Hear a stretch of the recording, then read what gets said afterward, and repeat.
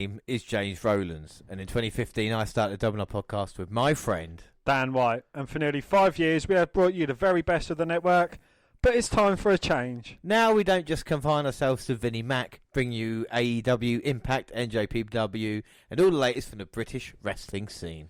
But we will still bring you all of our old favourites, including NXT, and last night we had Worlds Collide 2020. But tonight it's time for arguably the most exciting night of the year, the 2020 Royal Rumble. The WNR are live.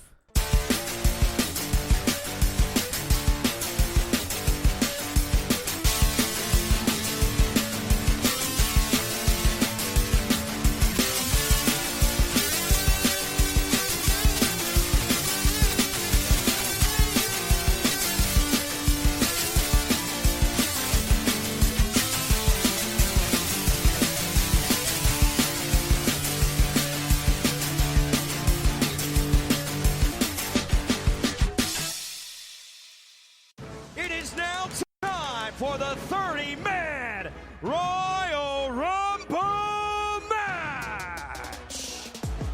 And look at this. Batista eliminated. Watch your back, John. Edge. Oh, look to take advantage. Cena felt it coming.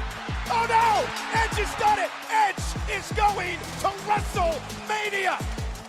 Welcome to the 24th annual Royal Rumble.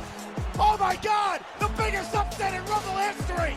Throw him out, Santino! Throw him out! Santino is gonna go to WrestleMania! You gotta be kidding me! Oh no! Oh, no! Del Rio! Alberto Del Rio! Del Rio is on top of the world!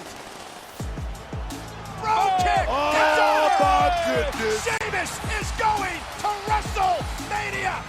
Ladies and gentlemen, the winner of the 2012 Royal Rumble, Sheamus!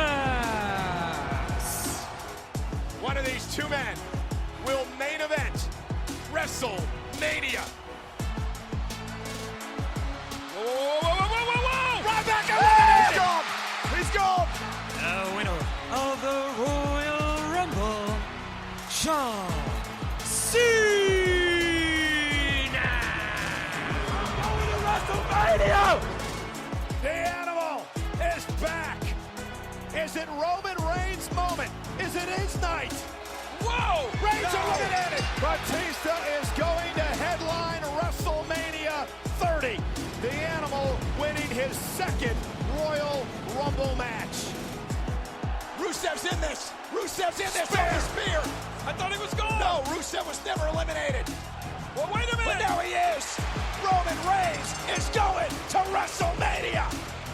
Ladies and gentlemen, Triple H is in the Rumble match! Triple H is a 14-time WWE champion! Will Roman Reigns win the Rumble match for the second time in 3 years? RKO! RKO by Randy Orton! Randy Orton wins the Rumble! Here is your winner, Randy Orton! The following contest is the first ever 30-woman Royal Rumble match! High stakes, high pressure. Asuka and Nikki Bella, both on the apron. Both have gone over the top rope. Asuka forward. Asuka eliminates Nikki Bella. Asuka's going to WrestleMania. No one was ready for Asuka. Asuka is a history maker. 2 men remain. The big dog Roman Reigns, Shinsuke Nakamura. Oh, no! Shinsuke Oh, my caught God! him right in the face. Oh, no. No, Roman. And now Shinsuke Wait, Nakamura wait. eliminates Roman Reigns. Shinsuke Nakamura is going to WrestleMania. The following is the first ever 50-man Royal Rumble match. Roman on the move. Boom. Cass eliminated. Braun Strowman wins the Rumble. Here is the winner of the greatest Royal Rumble match, Braun Strowman! is deafening in here. Becky Lynch is in the Women's Royal Rumble match. Oh, Charlotte Flair sent over the top. Oh! Charlotte Flair's been eliminated. Becky did it.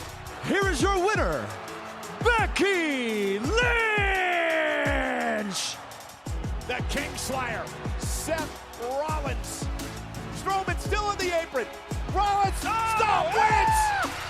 Rollins is going to WrestleMania. Here is your winner, Seth Rollins.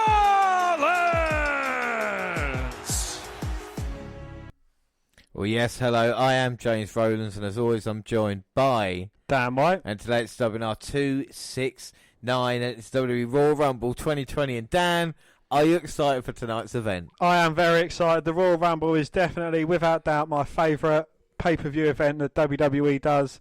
And I'm always finding myself falling asleep to 30 men thrashing about in a ring. Without a doubt. And the thing is, as we heard from the start as well, celebrating not just the Royal Rumble itself, but the last decade of the Royal Rumble match. And, of course, the last 5 years being the WNR podcast doing this. But the last 10 years, Dan, what do you think your favourite Royal Rumble winner or Royal Rumble match is? Well, my favourite Royal Rumble in terms of personal experiences has got to be 2017. The winner, I don't even need to tell you that.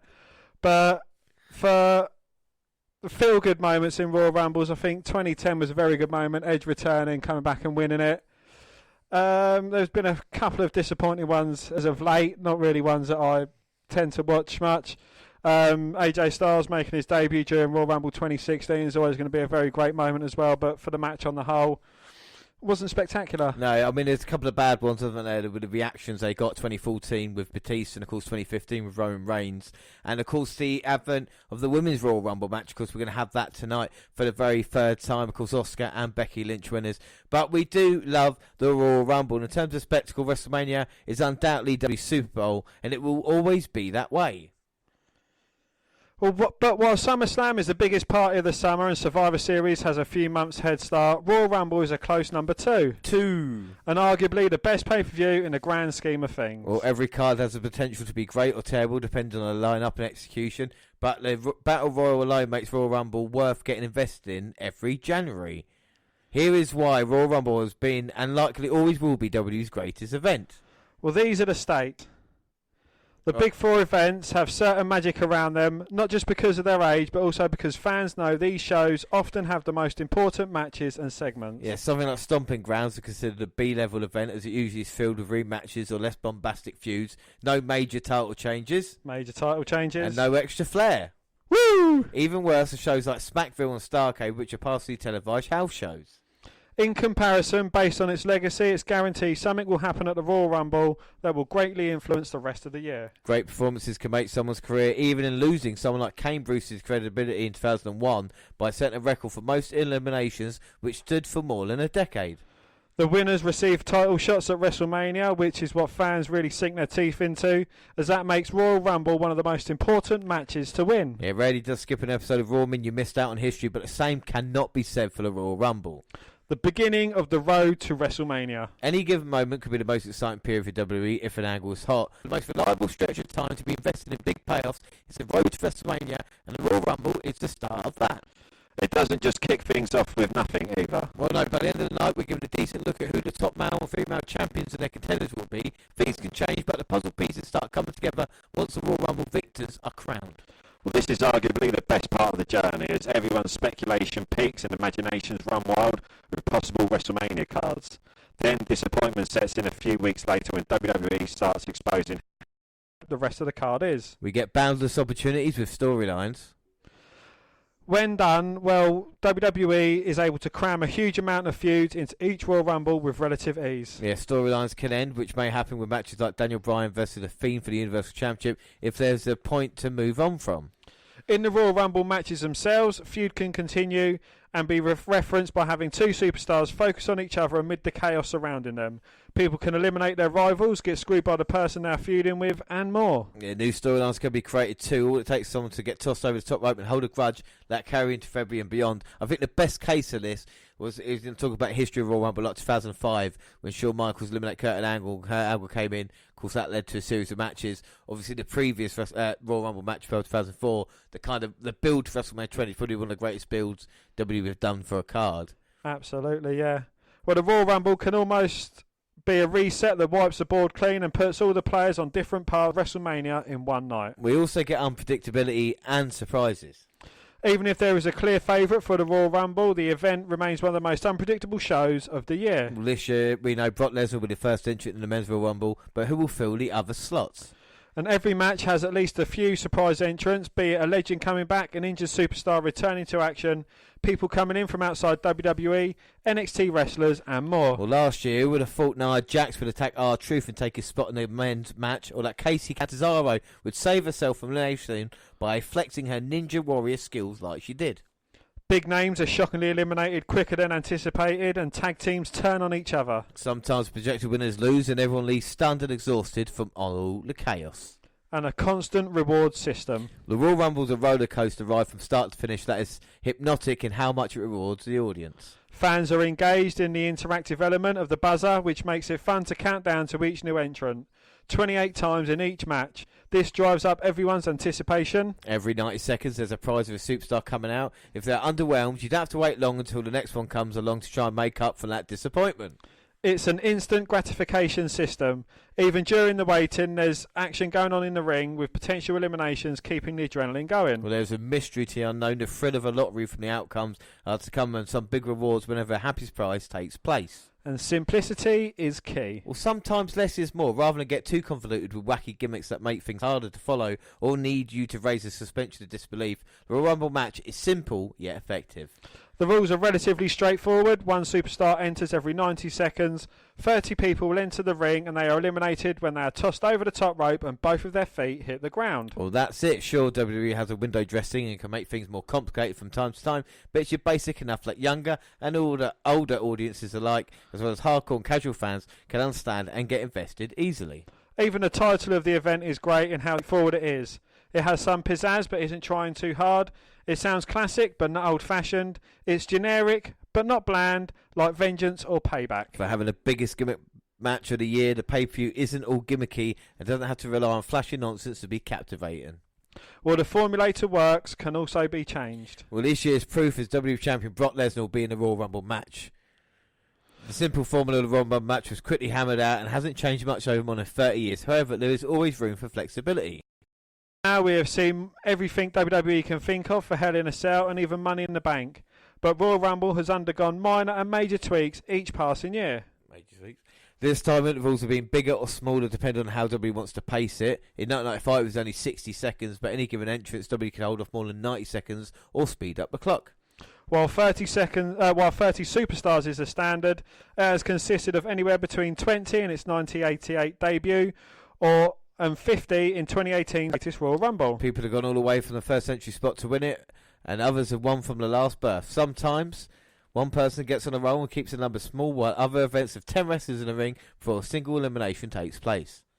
Despite being such an airtight formula, WWE is always finding loopholes and fun variations within the rules, which makes this match one of the most exciting and entertaining hours on the wrestling calendar. Well, the Royal Rumble is a major event event that simultaneously sets the tone for the rest of the year. Kickoff and build to WrestleMania and offers a ton of fun along the way. And I've got to say, the Royal Rumble is probably my favourite event as well, because I remember starting watching that back in 1999. That was the first event I recorded. I'd watched wrestling before that when I was a kid, but that was the first one I proper started. So that's been 21 years now, however long that's been. That is unbelievable stuff. But the Royal Rumble's a match close to your heart as well, isn't it? It is indeed, yeah. It's a match that it's my go-to on the network. You know, it's something that I'll always watch, I'll always enjoy, and you know, times that I've fallen asleep to watching a Royal Rumble has been, I don't know, crazy, because it's kind of like, you know, it's something that you can have on in the background and you can keep putting your eyes on. Unlike other matches, you'll miss something big, but you know, you won't miss too much if you're not 100% focused on it. Does it take it away having two Royal Rumble matches now, or is there still a magic to it? Well, aside from having, you know, another pay-per-view kind of later on in the year where the women have the Royal Rumble, I think, you know, it's kind of WWE's way of saying, look, you know, we like the men, but the women, they've kind of got a place on this card as well, right, deservedly so. Well, it would be interesting to see how the Rumble takes place. Like I said, we all got our favourites. When we talk about favourite Royal Rumbles, either it be 1992 or, in my case, 1999 as well. But we move on. Yes, we have so much to bring you tonight, including games, news, AEW, NWA, and the Magnificent Seven. But first, we start with you, lovely lot. So here we go. It is shout-outs, and Vanessa Moff says, I really want it to be Drew. He's getting over as a face, and him claymoring Brock and taking a title. He should be so over and have Seth stable feud with after WrestleMania. Vanessa Moff, please contact me for any more details. Drew McIntyre is the man. I'm not going to give away what I've gone for tonight. Nah, that doesn't give anything away, James. You know, in Britishness, Drew McIntyre winning it would be a huge thing. You know, it's kind of the standard wrestlers, you know, who's kind of on top and popular at the moment. There haven't been any huge surprises in the winner. You know, there's not been any names that have kind of been so further out of the way that you wouldn't have thought that they would have won it. But, you know, saying that, Drew McIntyre's name is in a lot of people's mouths on Twitter. Yeah, I mean, I wouldn't mind Drew McIntyre in my mouth. Like you said, the way he go around it, tonight might be his night. And what a victory it would be. What a moment. We haven't had a memorable or, you know, Royal Rumble victory in that way in a long time. And I think if Drew McIntyre did it tonight, do you think the reaction it would be if he was to eliminate Roman Reigns? It would be unbelievable. Fantastic shout out there to start us off. Absolutely. Well, this one's even better, James. Theo Porty said, everyone is sleeping on Ali B. I feel like he and Buddy's feud is over now, so I feel this is his only other plan before WrestleMania. Now, this, you know, name hasn't been in a lot of people's mouth, and him winning it, not only would I actually lose my shit, but I think it would be kind of quite a big shock as well. You know, it's something that not a lot of people would be expecting, and I think it would be great for the company. Yeah, well, I mean, he's got the one deadly shot, hasn't he? Like I said, we talk about the Black Mass kick. If he hits that in the Rumble match, it would be finished out of nowhere, you know? So, I mean, this would be interesting. What about an House of Black Randy Orton standoff? Which James, there's only one winner, and that would be the fans. Yeah, well, we'll see about that, you know. So what do you think the plan is for Aleister Black then? If he's not going to win the Rumble, I mean, it'd be great. Where do you want to see Ali B on the WrestleMania card? I want to see him kind of in a picture, but not pushed to the front. Oh, you know, I want to see him earning his way and working his way forward, as opposed to being kind of thrust in the limelight. You know, I want to see him having a couple of low-level feuds. Buddy Murphy, Drew McIntyre, and then working his way up to the big time. Yeah, I love to get my cheap shots. Yeah, all right. Yeah, I see him in the Andre Giant Memorial Battle Royal at WrestleMania. That's where jobbers take place. Jack O'Neill says, my big prediction is R-Truth will win the 24/7 title during the Royal Rumble match. It won't happen because I think Mojo's still champion, isn't it? So I don't want to unless Mojo's in the Royal Rumble match. And I've not gone for him in a match.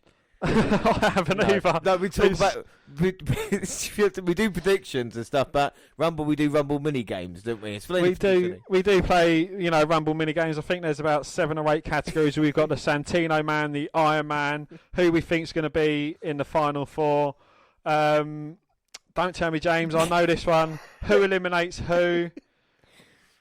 Most eliminations, the 1 to 30 count as well, and surprise entrance, and lucky number, which we'll be doing. Oh, hang on. If you've got lucky number, should we do that at some point? I mean, we can do that either now or a little bit later, but we'll do the lucky number. We can do the lucky number after the shout out. After the shout out, we'll do our, because what we do, we just random number, and that'll be our pick. Last year I got number 53. I think Dan fixed it a little bit, but we'll see what happens. R-Truth winning the... look, Mojo's got the 24/7 title, and look what happened. Well, yeah, I mean, no one cares about it no more. But saying that, though, you know, it could be...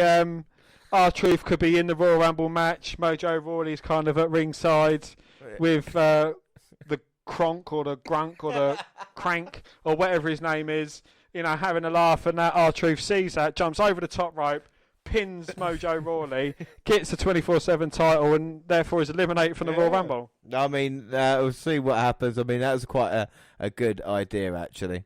All right, next shout out. Next shout out is Steve Stryker saying, I really want Kevin Owens to win, but we're very happy seeing Big Drew win it. I mean, James. Amen. I know you write the fucking scripts, yeah, but can you just help? I can't help our fans are awesome, can I? I can't help. I'm sure that said Big Orton to win it, but you've just kind of fucking edited it. No, or I something. didn't get many people say Randy Orton would win this year. Kevin Owens to win the Rumble. Would it be that big a surprise if he was? Again, you know, it's someone who's kind of, I wouldn't say he's in the top 5 favourites, but he's someone that's, you know, he's got to be there or thereabouts with quite low odds on winning it. Yeah, exactly. I mean, we'll see what happens. Of course, Drew McIntyre. Mysterious Guardian says, I almost want to see Brock win the Rumble just because I want to see internet melt. I think that would be fair to say the internet would lose its shit if Lesnar went for number 1 to actually win the Rumble match itself. Well, is Brock Lesnar someone that's capable of going from number 1, eliminate, all the way to 30? Have you done your predictions? I have, yeah. Right, okay. I'm going to say something. I haven't got down my predictions. What about Lesnar comes out number 1? The only way they can do it is what they did in 99. With Lesnar coming out, Velasquez not number 2, hurts Lesnar, doesn't eliminate him from the Rumble match, go underneath the ring, whatever it is, and then goes ambulance, comes back when it's number 27, 28, or whatever it is, and then he's in. That's the only way it could conceivably happen. And, you know, Lesnar couldn't, I don't think Lesnar could do an hour now. I think that would be fair to say. But if Lesnar was to win, or eliminate McIntyre, I think I'll go mental. What about you? What about you with Brock? Have you had enough of Brock? I have had enough of Brock. Yeah, you know, it's just boring now. You know, I want to see someone who kind of the WWE means something to them as well as them meaning something to the WWE. You know, with Brock Lesnar, I feel he just phones it in unless he's going against, you know, a very, very capable opponent. Yeah, I think. Paul Stevenson says, going by WWE's past history, I can see Baron Bloody Corbin winning it. And Paul, it's King Baron Bloody Corbin to you, mate. Bloody King Bloody Corbin. Baron Corbin winning it. Like I said, with Lesnar melting the internet, Corbin would set it on fire, I would feel, if he was to win. Who would be the worst case scenario for you to win the Rumble here tonight? The one person you say, oh, fucking hell, I don't want to see him versus... Because if Reigns won, I would be like, oh, okay, yeah, fair enough. Obviously, McIntyre, like Mojo Rawley, if he was to win tonight, Enzo Amore to return. No, Matt fucking Riddle to come out as a surprise entrant and win in the fucking Rumble. Well, last year he got RKO'd, I think he did in the Rumble. Even if it was even in it, maybe I just imagined that. But it'd be interesting to see if Corbin could do it. Joseph Panaborg says the Royal Rumble's always been my favourite show of the year, partially because Rumble matches are always a great time. Partially because they're always the week of my birthday. Oh, that's brilliant. I mean, that was always... I remember my friend Matty, he was always like the King of the Ring because that was around his birthday time as well. Of course, I had... Well, Hell in a Cell would be mine, and I think it would be the same. Do you count Survivor Series, or would you count... Because your birthdays... I don't know. I had that bloody Saudi Arabia event my birthday last year, didn't the other year? Yeah, that was absolutely fucking awful. You had like a decent I had Evolution, and I had Crown fucking Jewel. So it does matter when it comes out. It must be great. I would love to have a birthday Rumble. You could just celebrate that, couldn't you, and have a day off and everything like this. Yeah. Well, happy birthday week to you, Joseph. Hope you have a great time. Yeah, you know, I completely agree that the Rumble is and has and probably always will be my favourite show of the year. You know, they're fun. You know, you've got your Kofi Kingston moments, you've got your Kane moments, you've got your surprises that happen. It's something, the predictability of it, and it's something that's been a staple of WWE since 88. Yeah, 1988 is the first Rumble, yeah. Who won the first Rumble match? Hacksaw Jim Duggan. I have taught you well. My time here is done. No. I've completed Royal Rumble now, haven't I? You completed me teaching you. Up next. Teddy Smith says, I'd love to see Ricochet win, but it probably won't happen. Me too, Teddy. I mean, I would absolutely, again, blow my shit. There's only a few people that I would blow my shit for winning. Top 3 blow your shit winning. Ali B, Randy Orton, and Ricochet. And then a fourth, Doze. Oh, it's Dozovich. Yeah, Big Doze comes out. Big Doze. Yeah, well, he is in the Rumble, so let's see what happens. Ricochet, who's got better chance of winning in your mind out of the 3 that you picked? Your 3 men. I'd say Randy, Ali, Rico. It's going to be interesting. There's always a surprise package. Will Ricochet be here tonight? Tony Corner says In my own opinion, the way to take the title off The Fiend is to have him beat clean, but straight after being pinned, he gets up like nothing happened. Then they should play out the fact he was bored of being champion, to which he starts tormenting someone, and Bray plays up that The Fiend wants a new toy, and he was bored of the title. Again, otherwise it turns, why don't someone finger poke him and pin him like that? I don't want to take away the championship in that way. What do you think of the idea? I think, that does sound a good way of doing it, but, I think a majority of people's goal in WWE is to kind of hold the biggest title in the game. And, it is a very innovative way of doing it, and I don't think anyone has ever done anything like that before. He's like, I'm bored of that. I want to go for Brock Lesnar, or he could be Bray 2 belts, or he could lose it in a triple threat match, which seems kind of like the more viable option. Yeah, it'll be interesting to see what they do with The Fiend. I didn't think they were going to go with him, and then I think with what the fans were saying, they didn't want to kind of rock the boat too much, and they've gone forward with The Fiend. It's kind of worked for him, but they've got to be careful in that way, because they can't, the fans can't be bored of him, and at the moment they're not, and it's working well. Like the Daniel Bryan feud, probably the best laid feud they've had in a little while as well, so it'd be interesting to see what they do. Indeed, yes, and Matthew Arguijo says Roman has lost to Shane, Eric Rowan and Baron Corbin in all those singles feuds. Him winning will be the outcome that makes least sense, other than the fact it's Roman Reigns. And saying it's Roman Reigns, you've got to say, it's Roman Reigns, damn it! Yeah. He's got to win. But, he deserves his spot on top, doesn't he? He's going about his business at the moment. I'm happy seeing him, again, treading water, having mid-level feuds, not for titles, keeping him out of the way for a little bit, because, again, they don't want to get the reaction that they had when Roman Reigns won the Rumble in 2015. Do you think they'll get it? If Reigns wins tonight, do you think there'll be a reaction like 2015, or do you think... I don't think it'd be as bad, but I still don't think it'd be a wholly positive reaction as opposed to someone else winning it. If he beats The Fiend at Mania, that response will be as bad. That would be terrible. Yeah, so that'll be interesting to see. Roman Reigns has, been on the behind, and it's if it's time to rise tonight, I think it might make more sense. It's the only reason. If he doesn't win tonight, you get a happier winner, the fans, and then he wins Elimination Chamber with Corbin in it and people, all like 5 heels versus 1, and do it that way, maybe. I don't know. I don't book things. But if I was, I'd have McIntyre win the Rumble and Roman Reigns at Chamber doing that, if they're even doing the Chamber. I think they are doing the Chamber. I'm rambling now. Next one, Thomas Broom Jones says Brock comes out number 1, Cain Velasquez comes up number 2. They eliminate each other, and the match continues normal 3 and 4. Yeah, pretty much. That's what I hope. That's what I've gone for. Yeah, that would be good. I think they are kind of pushing you down the route of Cain Velasquez versus Brock, whether it be at WrestleMania or whether it be before then, I'm not sure. But is this something that we really want to see?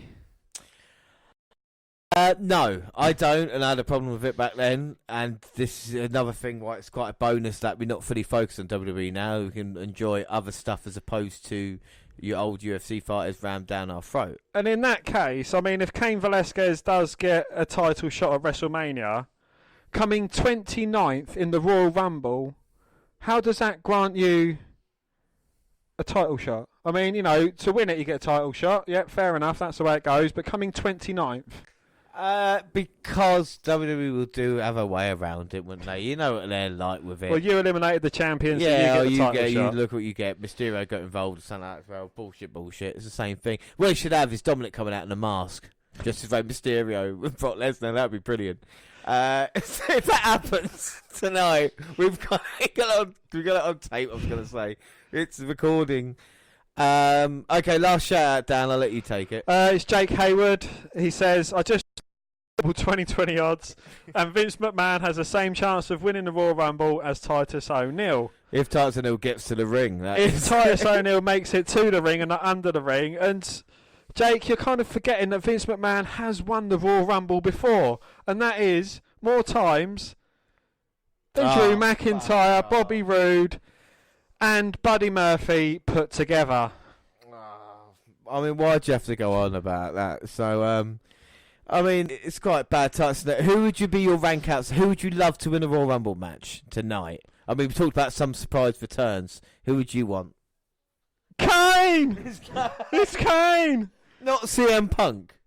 It's Kane! Because Kane, he has had probably one of the best. You could argue that he is Mr. Royal Rumble. You know, taking out the last couple of 3 years, you know, out of the equation. But, you know, before then, it has all been Kane.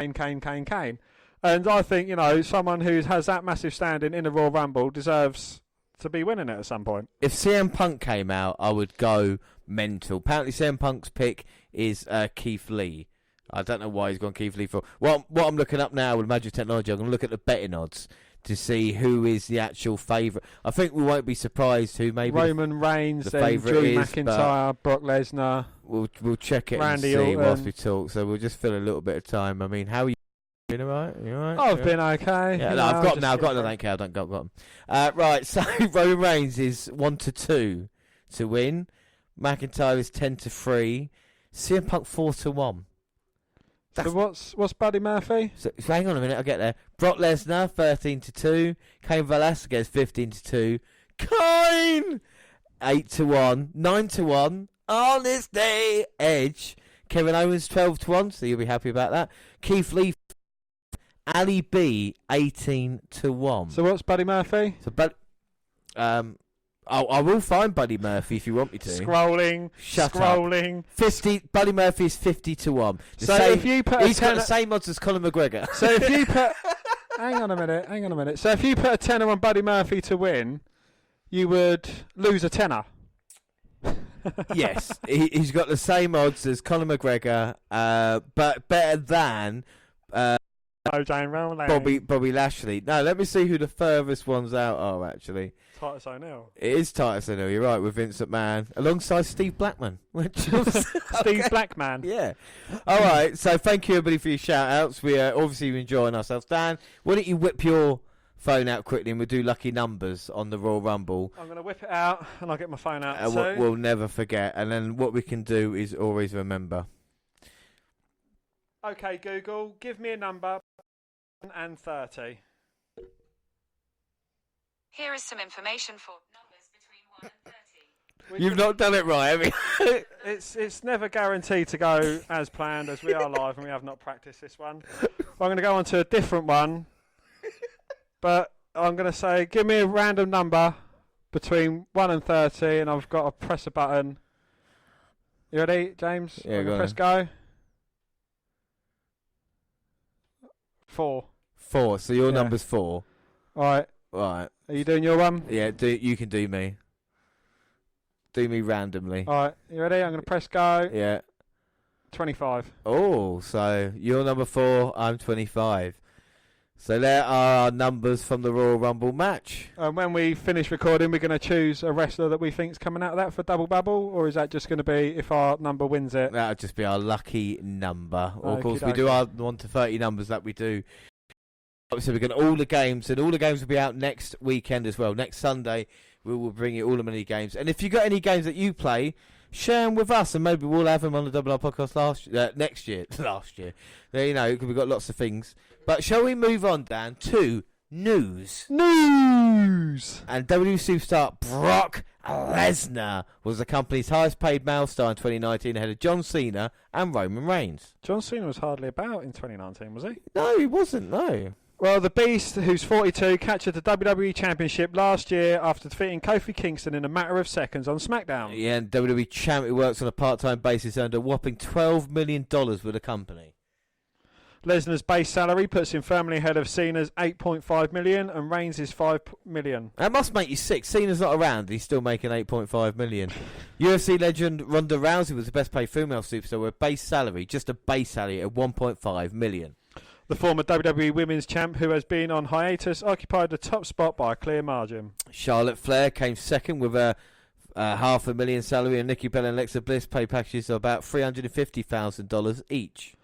The Daily Express also reported on senior staff salaries from mid-2019, and WWE Chairman and CEO Vince McMahon was on $2.4 million. Triple H is the Executive Vice President of Talent, Live Events and Creative, earned $1.1 million, along with $1.65 million in a talent contract. So, even though, one of them's a chairman and the other one's like a COO, they still don't earn as much as Brock Lesnar. No, Brock Lesnar is the biggest one. He's $12 million at the top of the list. John Cena's second on 8.5 mil. Roman Reigns, $5 million.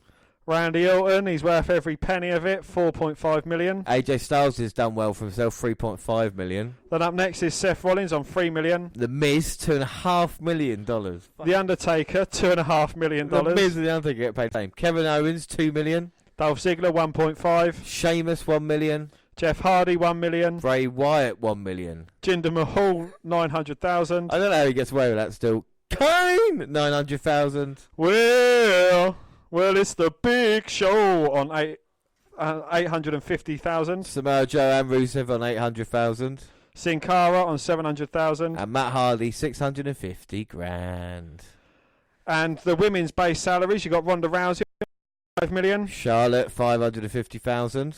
Nikki and Alexa Bliss on 350,000. Mickey James and Natalia on 300,000. Oscar and Becky Lynch on $250,000. That is disgusting. They're getting paid that little. Dana Brooks getting paid 200 fucking grand. There's 50 grand extra. So is Bayley, who is the women's champ, and Lana. Oh my God, Naomi 180,000. Carmella on 120,000. Nia Jax 100 grand. So is Sonya Deville. Mandy Rose and Ruby Riott. Sarah Logan with Tamina, £80,000 a year. Wow. I mean, wow. It's not equal pay, is it? No, definitely not. Well, Triple H, Executive Vice President of Talent, Live Events and Creative, is on 1.1 million and 1.65 million talent contract. Yeah, Vincent on 2.4, George Barriso 800,000, and Kevin Dunn, producer, 800,000 as well. And that is money talking right there with WWE. Absolutely. I think, the pay structure is completely ridiculous. I mean, you've got the likes of Kane, Big Show, Jinder Mahal hardly appearing, but yet they're on near $1 million contracts. And you've got, Alexa Bliss, Nikki Bella and Charlotte Flair. Always, Alexa Bliss and Charlotte Flair, most definitely, always present. And, they're on a third of what the Big Show gets. This is the thing that I have to look at. If they want to be treated in a so well and good main event WrestleMania pay-per-views, you need to get paid as such. I mean, obviously that's not Becky Lynch's full pay, obviously with bonuses and everything like this, but still, as a base rate, needs to be looked at. There's no doubt people like Sasha Banks were upset about it. But we had big news because Channel 5 will bring 2 highlight shows from the Wrestling Powerhouse to free-to-air TV, while Paramount Network will show NXT UK in Britain. Well, yes, Wrestling Powerhouse WWE on Tuesday unveiled a content deal with Viacom CBS in the UK, covering 2 weekly highlight shows to air on free-to-air network Channel 5 and British Wrestling Show to air on the Paramount Network. Financial terms weren't disclosed. The agreement expands on the availability of WWE programming in Britain, one of its big international markets. Earlier this month, WWE moved its programming to BT Sport after years on Sky in the UK. BT Sport is now exclusively live airing Raw, SmackDown and NXT, as well as NXT UK and WWE's monthly pay-per-view events. Channel 5 will send the 1-hour highlight show of his weekly Raw and SmackDown programme starting on February 2nd. The Raw show will air on Sundays at 10:30am. The SmackDown highlight show is set for Saturdays at 10:30am. In addition, NXT UK, with fans so far only be able to watch on the network, will air on Paramount Network Wednesdays at midnight. As part of the agreement, WWE content will also be available on Channel 5 streaming service My5, along with full seasons of Total Divas and Ms. and Mrs., which feature WWE wrestlers, because they're not talent. Bringing highlights of our flagship programme into free-to-air television for the first time in the UK with Channel 5 is a significant step for the WWE brand and more great news for our passionate fan base in the UK, the VP and General Manager of WUK in Ireland said. Well, WWE has strong appeal throughout the UK and across generations, so we're very excited to be bringing their high-quality entertainment to an even bigger free-to-air audience in the UK, said James Tatton, VP Commercial and Digital and Operations at Channel 5. And can you believe it's been 20 years since WWE was on TV in the UK free to air. It was on Channel 4. It did, and I'm sure they've had pay-per-views on Channel 4 They as well, did. The haven't first one they had was Royal Rumble 2000. I remember that because I recorded it as well. They had adverts during it. But it was the reason Channel 4 cancelled it, because we also had Mae Young. Who wants to see my puppies? So we had that going on. I can't believe that's 20 years ago. Cactus Jack, Triple H. Absolutely crazy. But moving on with the news, and Kalisto reportedly re-signs with WWE. Yeah, he's foreseeably staying after on a multi-year contract extension.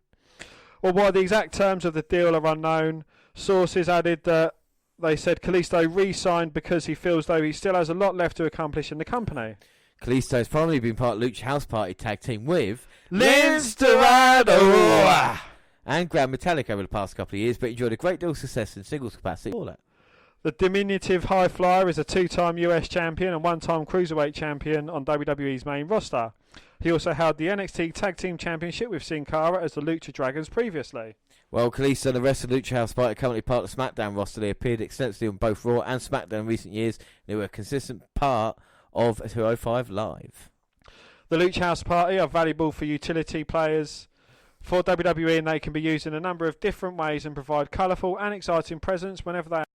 It's unclear how long a shelf life Lucha House Party has, but at 33 years of age, it's possible Kalisto's best years are ahead of him. And we go on to arrivals, and we had heard indie legend Mercedes Martinez, real name Jasmine Benitez, got a lot of Z's there, has signed with WWE.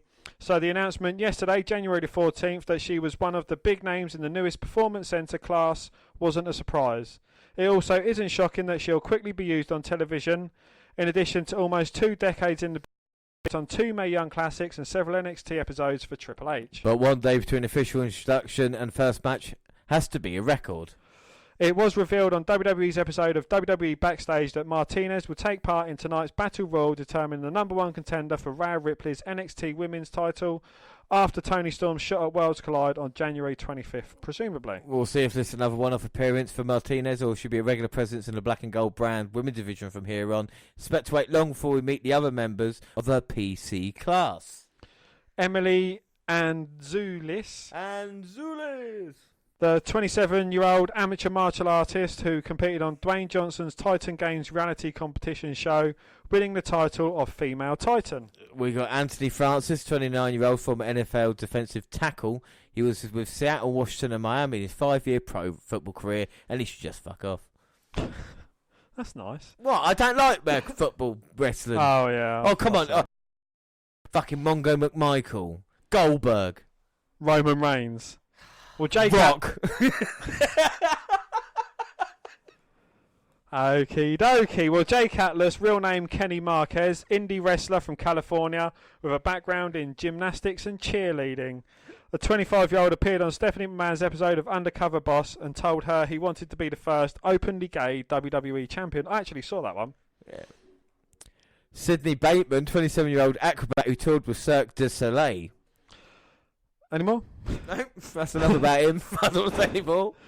Zachariah Smith, 7 foot, 300 plus pound, former college and international basketball player. The 28-year-old has also performed with the Harlem Globetrotters as a member of their long-suffering opponents, the Washington Generals. Lots of potential and interesting stories in this group. We'll see what the future brings for all of them, but now let's focus on Martinez. Yes, WWE signs Valkyrie Kane to NXT UK. Valkyrie Kane! It's Kane! Well, NXT UK brand continued boasting its women's roster with a sign of 24-year-old Valkyrie Kane, who worked tapings this weekend in England. She tweeted out photos from her debut Sunday morning where she wrestled a male. Well, you've got a kid and you've got a male.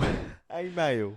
Well, Kane made her professional wrestling debut in 2015 and trained at the same wrestling school as Becky Lynch, according to Mark Middleton of Wrestling Inc. She made a name for herself on the indie scene, winning the Irish Junior Heavyweight Championship in 2018 and tag team gold as a member of the Woke Queens with Debbie Keitel. Why did you say that in an Irish accent before? With Debbie Keitel. Irish Championship. The Irish. Yeah, Irish. So let's move on. Let's not forget about the Irish. Let's move on to British. It's a Magnificent Seven. Well, while there was something of an expectation that Marty Scurll would join his friends in the Elite over in AEW once his Ring of Honor deal came up in December, multiple reports indicate that that will not be the case. He's for you to say. Well, indeed, they're saying that Marty Scurll signed a new contract with Ring of Honor. Neither side know the length of the deal, but both agreed it's likely a multi-year agreement. So neither side, Ring of Honor and Scurll, don't know exactly how long the deal is. It's kind of like they've kind of like they've done the Royal Rumble number game. Give me a number between 1 and 5. Yeah, 28. Well, as for compensation, the Observer notes it's the most lucrative deal in company history. Beyond simply re-signing, Scurll's also the ability to work with NWA. He's currently involved in a program with a champion of that promotion, Nick Aldis, and he's been promoted to the position of head booker, taking over from Hunter Delirious Johnson. It reports Johnson will still be working creative, but he will do so in conjunction with Scurll. That sounds like his name's been taken for someone who likes Triple H and The Rock. Well, before Marty Scurll somewhat surprisingly re-signed with Ring of Honor, All Elite Wrestling reportedly had plans in store for the villain. Yeah, according to Dan's friends Dave Meltzer, decision makers intended for Scurll to eventually be revealed as a leader of the Dark Order. Oh no, Yeah. Don't do that. Scurll is close with Cody, the Young Bucks, Kenny Omega, Adam Hangman Page, since they were all part of the Elite in Ring of Honor and Japan. But Scurll was left behind with the formation of AEW since he was still under contract with Ring of Honor. Most assumed that Scurll would join his friends in AEW, but he reportedly couldn't turn down an offer from Ring of Honor that would pay him WWE main roster money for limited dates and the head booker title. Well, we've seen the difference in pay that main roster get. Is it going to be Brock Lesnar pay, or is it going to be Titus O'Neil pay? Yeah, Sasha Banks pay. Well, signing Scurll and having him lead Dark Order would have been a huge shot in the arm for AEW, since Dark Order seemingly hasn't landed with the audience as much as hoped, with Evil Uno and Stu Grayson leading the way. Many questioned AEW's decision to close the final episode of Dynamite 2019 with an angle that saw Dark Order decimate many of the company's star. Had it managed to land Scurll, then the narrative may have changed. Well, since that angle, Dark Order hasn't played a significant role in AEW programming, and it is possible that it will fade into the background with Scurll no longer on the table. Or if not, perhaps AEW will turn to another star on the roster and look onto free agents who have enough cachet to make the group feel like a big deal. Well, since Marty Scurll's appearance at NWA Into the Fire, the wrestling world has been buzzing about where he could show up next. Now with Nickel at Ring of Honor Wrestling, last weekend it seems this rivalry is taking place across both promotions. Yeah, the NWA Power taping of the special starts on 3 p.m. on Sunday, January 26th. The villain Marty Scurll will be appearing in front of a live crowd during the taping, joining the rest of the National Wrestling Alliance stars for the episode of NWA Power. Be the first to see the next step in the story. These limited remaining tickets will sell out. Well, let's go on to NWA. Yeah, Nick Aldis will be facing off with a member of Ring of Honor's Villain Enterprises, but it's not Marty Scurll. Flip Gordon will be facing the NWA World Champion at Hard Times. Hard Times! Hard Times! Well, Nick Aldis and company made appearances at both Ring of Honor events this past weekend. He attacked Marty Scurll at Ring of Honor Centre Stage. Then, at Honor Reigns Supreme, Aldis crashed the announcer's booth, only to be run off by Gordon and Brody King. Yeah, Ring of Honor and NWA have reportedly ended their working relationship in 2019. However, it appears the relationship is back on. Of course, this probably has a lot to do with the report deal Marty Scurll has signed with Ring of Honor. It seems to be confirmed that he is at very least on the creative team and potentially the head booker. But NWA hosted its Hard Times pay-per-view on Fight Network on January 24th, and it featured the culmination of the Television Championship Tournament. Can you say the name of that pay-per-view without doing it in the Big Boss Man tone? Hard Times, baby. That's the and I get Hard Times. And Ric Flair, you know about Hard Times, baby. One of the greatest promos of all time. However, a new television champion isn't the only new champion crowned. Thunder Rosa defeated Allysin Kay to become the new NWA Women's Champion. In addition, James Storm and Eli Drake defeated the Wild Cards and the Rock and Roll Express to become the NWA Tag Team Champions. Ricky Starks is the new television champion. Yes, Ricky Starks. Here are the results of tonight's tournament, round 1. Trevor Murdoch. Is that... Yes, that is Trevor Murdoch. Well, he defeats... Dan Maff defeats Zicky Dice. Ricky Starks defeats Matt Cross. Tim Storm advances due to Ken Anderson forfeiting. Ken Anderson? Yes, Ken Anderson. Kennedy! Trevor Murdoch defeats Dan Maff. This is round 2. And Ricky Starks defeats Tim Storm. So in the finals, Ricky Starks wins the NWA television title, defeating Trevor Murdoch. Well, the other matches included Scott Steiner versus Aaron Stevens, who's Damien Sandow. The match ended with question mark attack Scott Steiner. So that's Scott Steiner. Yeah. Also, Nick Aldis retained the NWA World Championship in a match with Flip Gordon. Aldis appears to be in a feud with Marty Scurll's Villain Enterprises, and this just set up the match between Scurll and Aldis. Another huge announcement was the announcement of the Crockett Cup. It's set to take place in Atlanta, but will not be in the same arena as the YouTube series is shot. Or more Magnificent 7. Yeah, well, after defeating AJ Styles and Randy Orton on Raw easily, McIntyre stated the future is now. He says, I think the momentum is everything. I've been on a bit of a roll, and the key to all of it is I don't know what went wrong when I first came back to Monday Night Raw. Obviously, it was a bit of a warpath. He said his injury helped him find himself. This is 100% Drew McIntyre. What is yours? Now is mine. Right, okay. Serious now, Dan, because we're moving on to deaths. Well, we are deeply saddened to learn the passing of AAA star La Parka. He was 56 years old. Well, he was seriously injured during a match at Chaos Lucha Libre 64 Anniversary Arena Coliseum event in Montella.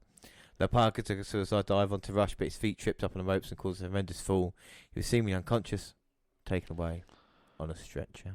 His diagnosis was a neck and cervical fracture, and he was unable to talk or move his extremities. He did eventually gain the ability to communicate and regain some feeling. Now, Lucha Blog has confirmed his passing. Well, he passed away. He was 56. He suffered serious injuries on a dive. He's one of the bigger recent stars of Mexican wrestling, symbol of AAA. He is not the La Parka who wrestled in WCW and is now known as LA Park. Oh. Again, more sad news, and WWE is saddened to learn that Rocky Soulman Johnson, born Wade Douglas Bowles, a WWE Hall of Famer, former World Tag Team Champion, and father of Dwayne "The Rock" Johnson, has passed away at the age of 75. This is a big one. Johnson's sports entertainment career began in the mid-1960s, where he made a memorable impression in the National Wrestling Alliance. However, Johnson found his highest levels of success when he began his WWE tenure in 1983. The physically imposing and wildly charismatic Johnson has several memorable rivalries with the likes of Greg the Hammer Valentine, Don Morocco and Adrian Adonis. He found his greatest success when he teamed up with Tony Atlas as the Soul Patrol.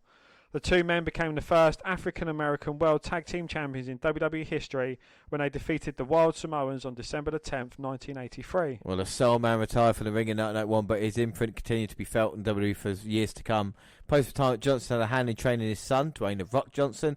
The Rock became one of the biggest stars in sports entertainment history and carried his father's legacy with pride.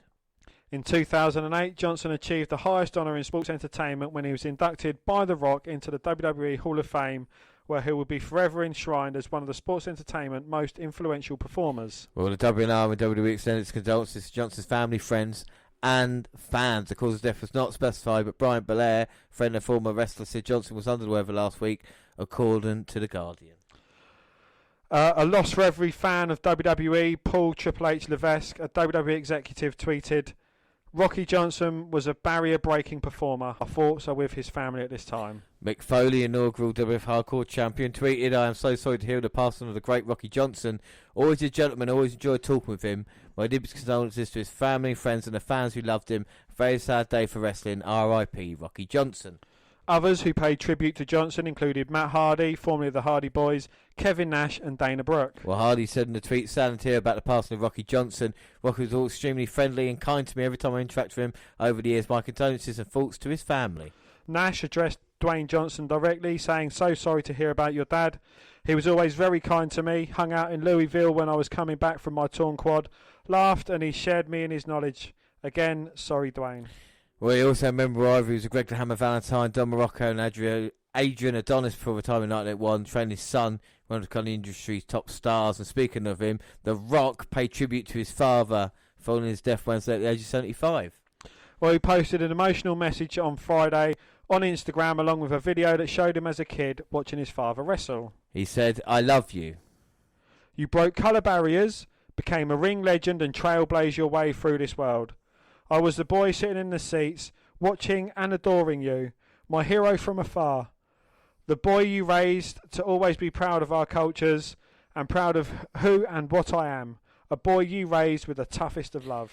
With the intense work, the hard hand, the adoring boy wants to know only your best qualities, who then grew to become a man, realised you had other deep, complex sides that needed to be held and understood. Son to father, man to man, that's when my adoration turned to respect, and my empathy turned to gratitude. Grateful that you gave me life. Grateful that you gave me life's invaluable lessons. Dad, I wish I had one more shot to tell you I love you before you crossed over to the other side. But you were ripped away from me so fast without warning. Gone in an instant and no coming back. I'm in pain, but we both know it's just pain and it'll pass. Now I have your and work ethic with me, and it's time to move on because I have my family to feed and work to accomplish. Finally, I want you to rest your trailblazing soul, soul man, pain-free, regret-free, satisfied and at ease. You lived a very full, very hard, barrier-breaking life and left it all in the ring. I love you, Dad, and I'll always be your proud and grateful son. He said, go rest high. And The Rock also revealed that his father died from a heart attack. A lot of you guys wanted to know what happened. He had not been feeling well, he had been battling a cold and infection, and on Tuesday he had what's called a deep vein thrombosis, which is essentially a clot in the leg. He said it was a big old blood clot that broke free, travelled off his body and went right to his lung, clotted his lung and died very quickly from a massive heart attack. Just like that. And more news, Davey Boy Smith Jr. confirms odd behaviour by Vince McMahon and Pat Patterson at Rocky Johnson's funeral. Well, the Hannibal TV had a follow-up on what happened at Rocky Johnson's funeral when Vince McMahon and Pat Patterson had their turn to speak about him. Well, Harry Smith, who's Davey Boy Smith Jr., says he was at the funeral and he confirmed to Devon Nicholson that Vince McMahon and Pat Patterson's behaviour was odd. Nicholson said that Smith was not available for a Skype call at the moment, but he said Smith told him I could confirm this. Nicholson says Smith told him I think Vince and Pat were both really strange, or they were drunk, or they were a bit of both probably. Pat's microphone got cut off because he was taking so long at the funeral. Pat's final ending line was, you know, last night I was drunk and I was drinking water. What I thought was the sink, and then the toilet seat fell on my head. Well, Smith via Nicholson continued, Vince said Rocky Johnson was a great wrestler, but the greatest thing he ever did was marry Atta, and Atta had some kids. Then he walked out of the building. Vince strutted on and off the stage like he was cutting a promo. He looked like he had really shrunk in size. Vince and Pat are both completely out to lunch. I thought they were drunk, but I spoke to Pat and maybe he's just going senile. Well, Nicholson said he heard stories from other people. He continued to read more from Dave Boy. I don't think Pat's memory is that good. Well, Nicholson said he spoke to Johnson's best friend Al Rosen. According to Nicholson, Rosen said that nobody from the family was offended by Vince's behaviour. No, but we lost a great there in Rocky Johnson, and he will be missed. But let's move on to Raw. We've had some big stories. Not really caught up with Raw, SmackDown, or AEW these past month or so. So we've got a couple of bullet points of kind of what happened, really. Yes, we had Brock announcing himself to be in the Rumble, and not only that, he's starting the Rumble from the number one spot. Yeah, Big Show returns, of course, to try and help out Samoa Joe and Kevin Owens against the Authors of Pain and Seth Rollins. Yes, and then we have Murphy joining Rollins and the Authors of Pain being Seth's bitch. Yeah, but tag team champions now is Buddy Murphy alongside Seth Rollins. We got the Rusev-Lashley feud that doesn't seem to end. Liv Morgan got involved. We had multi-matches, and I still don't think that's finished yet. Oh dear, and we've got Oscar versus The Man. Yeah. So quite a few bits. What part of Raw recently? I mean, look, some stables aren't good, but can this work out for Authors of Pain and Buddy Murphy with Seth Rollins? He is just going to be kind of cannon fodder in it. If they're to lose the tag team titles, it's guaranteed that Murphy's going to get pinned. I don't think it's going to do anything to hurt Murphy, but he's not really doing anything out on his own. He's kind of F's bitch, and he's going to be the fourth place in that little stable. Yeah, no, I have to agree with you. Well, the best thing on Raw recently, lots of talk about McIntyre being dominant as well, and kind of Ricochet and Brock Lesnar's confrontation. Apart from that, Raw has just kind of ticked along. We've not really seen anything great recently, have we? Aside from R-Truth, kind of Brock declaring himself in the Rumble. R-Truth saying, well, I'm going to be in the Rumble, thinking it was Paul Heyman. It's going to be actually Brock Lesnar. He undeclared himself in the Rumble, which, I just absolutely love R-Truth, and I just hope he don't change. Yeah, without a doubt. All right, let's move on to AEW. And Kenny Omega's fired back at fans who criticise All Elite's Wrestling's women's division during a Twitter question and answer session last Thursday. When asked about those who have expressed concerns regarding the AEW women's division, Amiga didn't hold back. Yeah, he said, I lately most criticism read incredibly ignorant, depressing the amount of fans that have absolutely no class. That being said, I do try to sift through those to get to the actual constructive criticism. So he just didn't answer it then. As one of AEW's 4 executive vice presidents, Amiga oversees the women's division.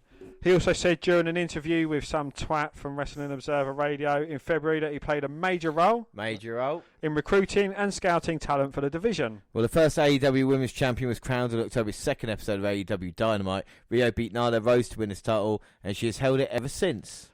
Rio has essentially dominated the division thus far, although she hasn't been on television for several weeks, before returning last week to beat Britt Baker, Shida and Rose in a fatal 4-way match. On Wednesday's Dynamite, Rio successfully retained a title against Chris Statlander when Nightmare Collective members Brandy Rose, Orson Kong and Mel interfered. Dr. Luther also debuted and distracted Statlander. The booking of the match has been widely panned, and it didn't help the cause of a division that has often taken a backseat to the men's singles and thus far. Since Dynamite's debut in October, the women's division has often been given just one segment per show, which isn't enough of a spotlight to build it into a thriving part of the product. There have also been some head-scratching booking decisions, aside from Wednesday's match. The call to give Emi Sakura a title shot against Rio at Full Gear, seemingly out of the blue, was strange, as was the decision to advertise a title match between Rio and Statlander for last week, only to postpone it because Statlander had other commitments. Well, talent is far from the issue with the AEW's women's division, as Rio, Statlander, Baker, Shida, Rose, Kong and others can thrive if given an opportunity. AEW's division has paled in comparison to what the women are doing on NXT. However, as Rhea Ripley recently beat Shayna Baszler for the NXT Women's Championship in a main event, and NXT also held the first ever Women's War Games match at NXT TakeOver War Games. Well, every aspect of AEW will be compared to NXT for as long as the shows go head to head, and while expecting the AEW Women's division to match NXT's may not be fair, there's no question it can improve in several areas. And you've said this a long time about the Women's division, haven't you? Absolutely, yeah. You know, there was on one episode of Dynamite, I think there was 3 women's segments that was kind of all shorter than a Chris Jericho promo. Yeah. Which, you know, it is bang out of order, you know, on the women. I think they should be given a chance to thrive. And AEW want to be seen to do something different. I think pushing women, it's doing something the same as other companies do, but I think it's the right way to do it because, you know, you've got to kind of please every person, and they've got a lot of talent on the women's roster. Yeah, without doubt. All right, we'll hold it there for a second, Lee. WWE Network's Royal Rumble Kickoff has started, and I do know what, I do love Rumbles in big stadiums. They've done it the past couple of years now. I think Rumble finally got to that stage where, I mean, it's a bit silly having a massive stadium for that, but still, it's still a nice setting. You've got Christian, David Otunga, Charlie on the panel, but we'll continue with AEW and AEW results recently. Well, Moxley turned down the Inner Circle, and after defeating Pac, is now #1 contender and will face Le Champion at Revolution in February. Omega and Page won the Tag Team Championship from SCU in the latest episode of Dynamite, which was filmed on Jericho's boat cruise. There are rumours that AEW will introduce a 6-man Tag Team Championship. And Britt Baker turned heel and has a sight set on Rio's Women's Championship. So, interesting, John Moxley, #1 contender, Dan? Or you've been there, seen that before? I've been there, seen that before. It's getting too samey, you know. You've had Moxley as champion, you've had Jericho as champion. Give us someone new. Give us someone that hasn't been kind of world regarded as a champion. Pac. I mean, you know, yeah. He'd be a complete different, and being the bastard Pac as well, I think he'd be absolutely great for the company. Well, I doubt we're going to catch up with Pac soon enough because he is part of the Magnificent Seven. As for Britt Baker, it makes sense to go against Rio because she's probably the strongest woman in the division. I think he maybe introduce the Tag Team division, have that going for a little while before you introduce the 6-man Tag Team Championship. Indeed, yes. And with Britt Baker, I thought they was going on their win-loss records as opposed to, right, she's turned heel, she deserves a shot. You know, I thought they was doing something different, and they seem to be kind of using it in some points, but coming away from it, and, you know, they kind of use it when it suits them. Yeah. If you're going to use it, stick to it and build on it, or you're just going to do away with it completely because it's pointless if you're going to keep showing their overall record and their 2020 record to then just give any randomer a shot. Well, next time we'll be deep in look at AEW. Of course, we'll bring Revolution to you next month as well. AEW first pay-per-view of the year, and see if it can stack up against what we've seen so far this year. We've had NJPW, NXT UK, Wells Clark, and of course the Royal Rumble here tonight. And move on to SmackDown. We had a lot of returns recently on SmackDown. Of course, we had John Morrison return, which is probably one of the big ones that we've seen recently. Yeah, I mean, I've always regarded him as a brilliant performer, someone who, certainly could have gone big, left the company, made himself big. He became Impact World Champion. Yeah, without a doubt. And he's good to come back. He's been teaming up with The Miz, looking like they've had a problem with New Day recently. Is that the right thing for Morrison, do you reckon? Well, he's been going through defeating New Day. He defeated a former world champion in Kofi Kingston. So, he's kind of building a bit of a name for himself as opposed to going straight after the top title. Yeah. Also returns the Usos. Oh, wow. They came back to help Roman Reigns in his feud, never-ending feud with King Corbin, didn't he, really? And it worked out, the bloodline as it was. Is this gone on for too long, though? The Corbin feud, yes, it has. It's boring me now, and I just can't wait for the day it ends. No. And then we had Sheamus coming back looking like he was going to do something facey and knocked out Shorty G instead. So we're going to get Sheamus versus Shorty G at the Royal Rumble. Wouldn't be surprised that is a kickoff show, but he's come back as well. And of course, like we said, Reigns versus Corbin's continuing. We've had Lacey Evans versus Bayley as well. And it just confirmed Shorty G, Sheamus is kickoff. Lacey Evans versus Bayley, the SmackDown Women's Championship. We've seen different sides of Lacey Evans recently, haven't we? More personal side to her. We have, yes. Should she be in or about the championship position? I don't know.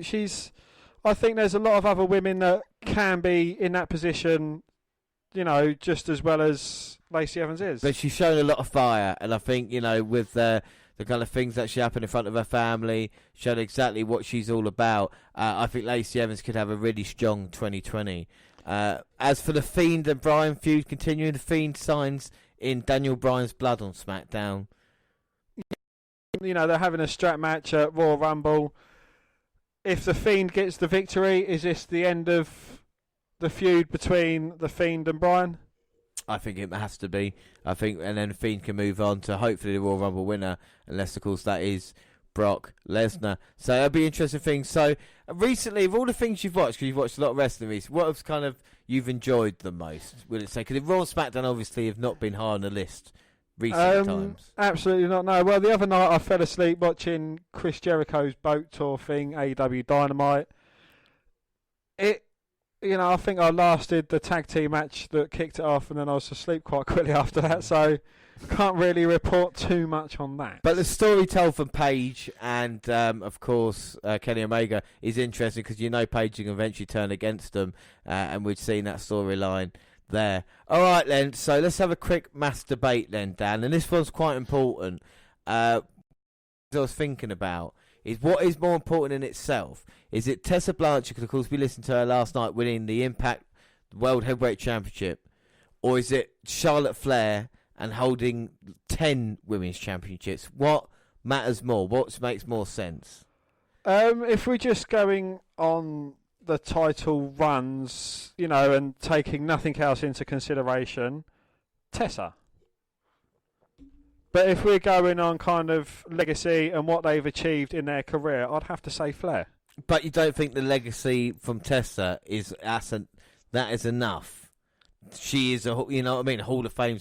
She's made history. Like Charlotte, no offense to her, but she'll never be world champion. Right. So you're going to take Tessa's? No, I'm just saying. I think Tessa. I wanted to see what you say, because I think Tessa Blanchard's world title means more than any women's championship.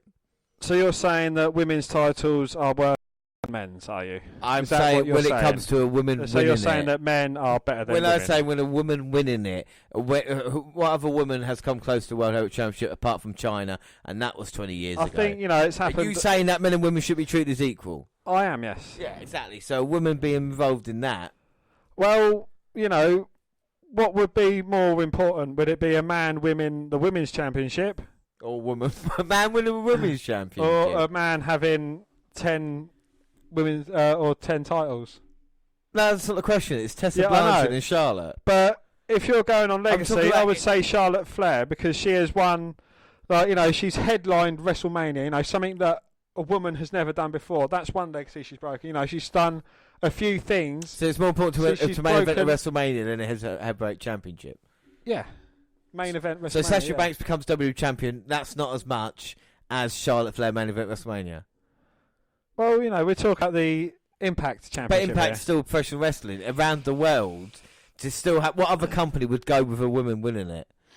Because we've got people like you booking it, you see. Well, as I and if say, Charlotte Flair had left WWE and tried this, would Charlotte Flair been? Would she? She wouldn't have fought and clawed away like Tessa Blanchard did. Tessa could have easily been in AEW or WWE getting multiple title reigns. But you said, even, you know, out of your own mouth, that it's something that could have been done by another woman. You know, it's only the fact that Could by another woman, like it could have been. Could it? There's So a you few think women. if it's Sasha Banks or Charlotte or Carmella in that position? Sasha Banks and Charlotte definitely. Oh right, But yeah. Carmella probably not. So as why much. not then? Why not try and push the envelope rather than women's championship? Go out there and win a world heavyweight championship. Imagine one of them becoming WWE champion. You're not saying that would be a moment to be remembered. It would. You be don't a think Becky huge- Lynch is the most popular superstar in WWE right now, man or woman? It would be a huge moment. Not something that WWE want to go down. You know, they've kind of gone down that route before with China, and you know, it's something that they don't need to knock on the door of again. You know, they've got their own divisions separately. You know, they kind of fight for their own purposes and their own matches and their own titles. I think you're right. I think Tessa Blanchard's one world championship, like you said it right at the start, is more important when you look at it than Charlotte's 10. Yeah, but as a legacy, as a career-defining moments, wouldn't you say you that think- Charlotte has had more? So if Tessa wins the women's championship now, would that mean less than her winning? If she went on to win 5 AEW women's championship, would that mean as much? It would mean the same, because they're world championships. Well, we're going to go Tessa Blanchard in that aspect. I'll win that one. I'm going to take that point. If game's time down, we haven't done a game all weekend. Let's just do a quick game of Elephant or F1. So take it away. Explain to everybody what we do. I make a noise. James has to determine whether it's elephant or F1. I've got the noise. I've got, you know, elephant written on one side of the card, F1 written on the other. We'll see if James gets it right or wrong. It's normally a best of 3 game. All right, James, are you ready for the first one? Got him. That is obviously an F1 car. It is indeed an F1 car. Well done. That's an easy. Oh, I think that's a baby elephant. It is an F1 car screeching to a halt. Oh, fuck off. You see what I did there, Fuck James? off, cunt. Easy, Sorry, easy, I easy. get. All right, James. Now, let's not be a sore loser about Cunt. this one. No, you're right. Hey, Oh, sorry. hey, hey. My bad. That's a fucking elephant. It is an elephant, James, because I don't want you to call me and I'm going to give it to you. Have that, you cunt. So, elephant or F1. Alright, so just enough time to run through the card. Unless, you know, we look at Sam Rosenberg and Booker T and try and mouth what they're saying. I know what Booker T's saying. Hogan. James. I know, leave my it bad, there. right. Right, let's run through the card quickly. Let's start from the bottom up. So we've got Sheamus versus Shorty G. Dan, are you looking forward to that match? No. No, I'm not either. United States Championship, Andrade versus Humberto Carrillo. You looking No. forward to that match? This should be a fun match. You know, Should my, it? my 311 boy in action. He's had some very good matches going against Humberto Carrillo. I'm quite impressed by the dimpled, smiling assassin. Oh, it was his flippy floppy finish. His boing flip flop finish. Yes. Falls count anywhere. Roman Reigns versus King Corbin. Next. SmackDown Women's Championship, Bayley versus Lacey Evans. Again, you know, unless Sasha Banks comes out and pretends to cheer with Bayley, knocks her out, I can't be too invested in this match. I'm sorry, but I'm not a fan of Lacey Evans. Raw Women's Championship, the same rematch a year on. Becky Lynch versus Asuka. Now, this is a match. Right, now, James, now we're talking. It's only taken you 5 matches to get to something I'm actually invested in. Now, this, if you want to go the right way with this, you would have Asuka winning it all day long to get a bit of retribution, so to speak, you know, to get a bit of what Asuka deserves. And that is all I have to say about that. I think Lynch bogeyman is Oscar. Oscar has beaten her before for the Women's Championship. She's worried she's going to beat her again. What a phenomenal run it's been for the man, Becky Lynch. Let's not forget, she won last year's Royal Rumble. She hasn't looked back since having the Women's Championship since WrestleMania as well. The question is, with Oscar, like I said, if it's the Oscar we know and love tonight, Becky Lynch is in serious trouble. But I think this is just a stepping stone. Even though it should be a great match, it's the second best story told, apart from what is the perceived main event, the strap match for the Universal Championship, The Fiend, Bray Wyatt versus Daniel Bryan. Again, this should be an absolute classic of a matchup. I don't know if the strap's going to kind of hold Daniel Bryan back, because he's normally full of energy, always running about, and I don't know if that kind of restricts him in any way. But I still think with Daniel Bryan, it is something that he can achieve. We've seen with The Fiend, he kind of reverts people back to their previous state that they was at before, kind of in their current state, if you know what I mean. Seth Rollins, he's reverted him back to a heel, and with Daniel Bryan, he's kind of took him back to his short-haired ways and no beard ways. It looks absolutely different, a million years younger. James, if you cut your hair and shave your beard, you probably look like you're about 17. Well, thanks. I mean, it's been an interesting build-up, hasn't it, between the two? And tonight at the Rumble should be great. What about the men's match, Dan? What are your hopes and expectations for this one? Well, there's been rumblings through the Twitter sphere that Vince McMahon's going to come out and announce that it's a 40-man Royal Rumble, because there's been, 24, 25 people announced for the Rumble, not leaving much room for any surprises or, kind of to accommodate the huge roster. I'm hoping for a surprise. I'm hoping for something great to happen, something memorable to happen, and something that's going to set it apart from the past few Royal Rumbles, which have been, in my opinion, boring. Yeah, we need a great Rumble. Like we talked about, we haven't had a 5-star match at a pay-per-view recent times. I can't remember the last time Rumble that has been great. At the ending of John Cena versus AJ Styles. No, hang on.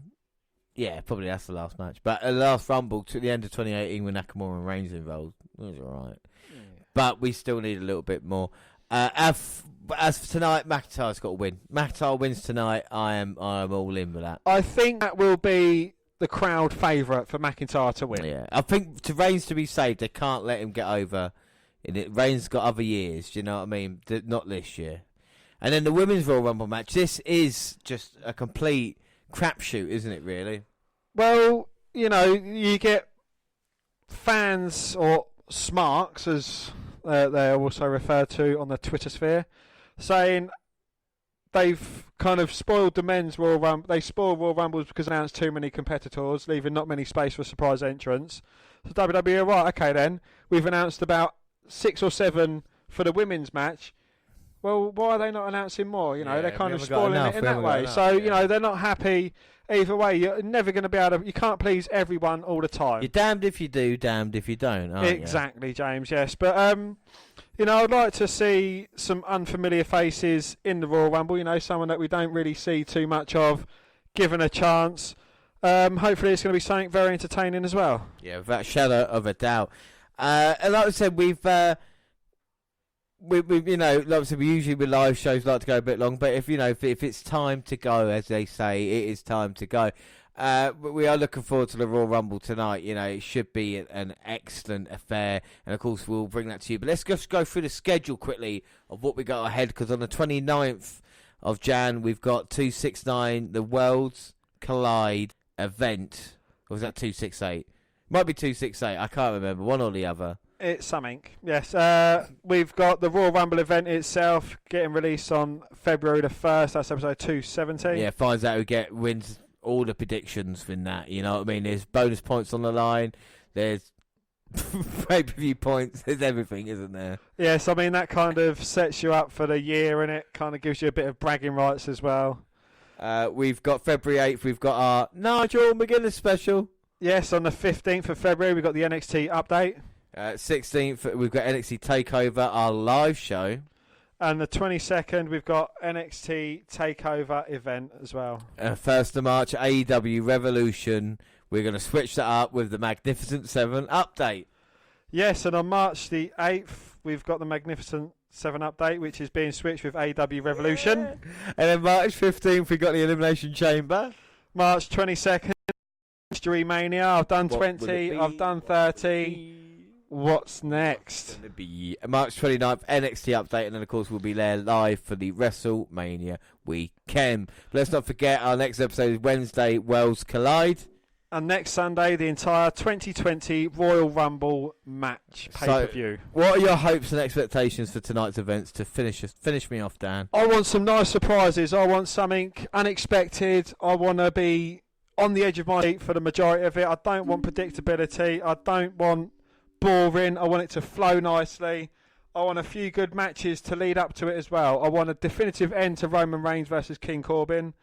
I want a definitive end to Rusev Lashley. You know, I don't want them having any interaction with each other in the Royal Rumble match itself. I want them to be just left apart. I want to see someone returning. I want to see, you know, I want everything brought into this, you know, and I think WWE have the capability of delivering that. Yeah, I think without doubt, I think they definitely do. And as we've seen, you know, we've had 2 live shows now building up to the events. And now the proof is in the pudding. Worlds Collide on Wednesday, Royal Rumble on Sunday. Will they deliver? We've talked about it enough. And now it's time to step up or shut up when it comes to WWE. You know, other companies have come through. It is now their turn. That is it. Don't forget you can follow us on Twitter at WNetworkReview or at Vince McDan WWE. I'm at J_Rollins across all the Google platforms. Send us an email, the Podcast at Gmail. I'm on Instagram, the WNR Podcast. We're on Facebook. Yes, Facebook. You can come and find our page and give us a like with the WNR Podcast. So you can come and find me and add me as a friend. I am Vince McDan. Subscribe to our YouTube channel, the WNR Podcast. All the latest clips on there. Podcasts go same on YouTube. There are places like SoundCloud. On your phone. You listen to us live on Spreaker Radio, on Stitcher Radio, and iTunes. Where you can download, subscribe, rate, and review there. But that is it. Thank you for joining us these last 2 nights. And like we said, we have just major events ahead. Major events ahead. Surely you can't let us down. Don't call me Shirley. Stop smirking. I've not got a cigarette in my gob, James. I've got a smile on my face because I'm happy for the Royal Rumble match. And so I am. So I am, Dan. To be sure. To be sure. Let's get ready for the Royal Rumble match before I have a stroke. And you can tell that it is getting late here in the sunny cabin in the United Kingdom Shire. England. Yes, that is it. I've been James Rowlands, and as always joined by Dan White. Thanks for listening, everybody, and bye. Bye.